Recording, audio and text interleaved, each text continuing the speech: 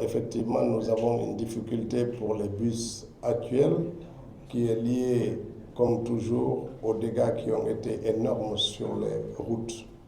On a acheté des bus, ils sont là. Le deuxième lot de bus devrait arriver, ainsi que les 300 taxis qui sont annoncés, qui doivent normalement arriver avant la fin du mois de février.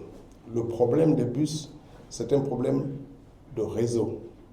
Aujourd'hui, on est en train, pour certains d'entre vous ont vu, de reconstituer les abris et les arrêts bus.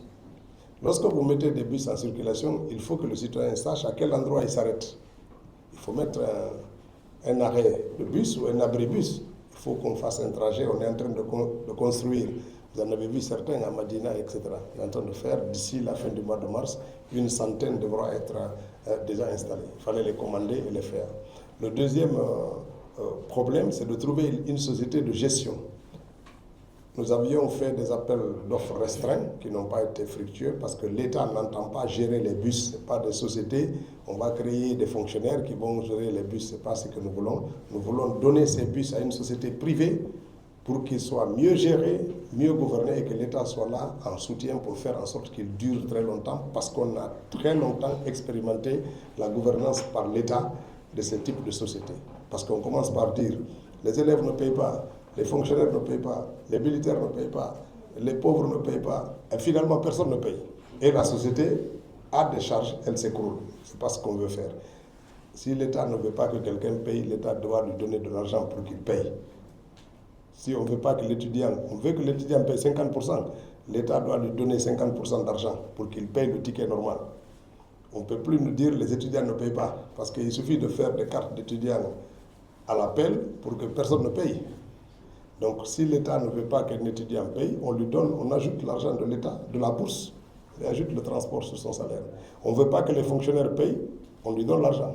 Mais quand il va monter dans le bus, il va payer avec l'argent qu'on lui a donné. Il faut qu'on trouve un mécanisme pour que les bus durent, parce qu'on n'a pas les moyens chaque année d'acheter autant de bus. Donc il y a un problème du réseau qui va se résorber d'ici le mois de mars-avril. On devrait, et j'espère que d'ici là, on a déjà trouvé une société pour gérer. À la fin du mois de février, on va lancer un appel d'offres public cette fois-ci pour essayer de recruter une société qui va gérer ça. Mais si on n'a pas une société de gestion, on va pas, c'est pas moi en tant que ministre des Transports qui vais être le directeur général de la nouvelle société de transport. Non. Moi, je vais donner à quelqu'un en subvention, on vous donne les bus, vous gérez. Après, il y a les bus interurbains.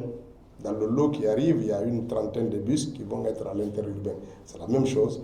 Soit c'est la même société qui les prend, soit il faut qu'on trouve des entreprises qui vont s'occuper de ça.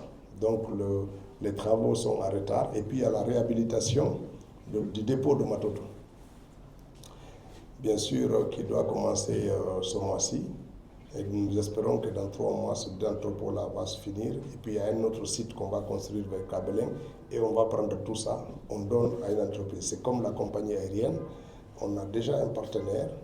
Les choses vont bon train. Nous espérons que très bientôt, les premiers avions vont arriver. Mais ce n'est pas des avions de l'État.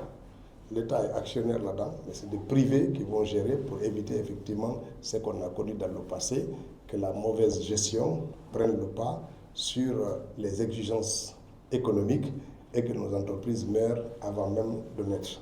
C'est cela le problème. Merci beaucoup.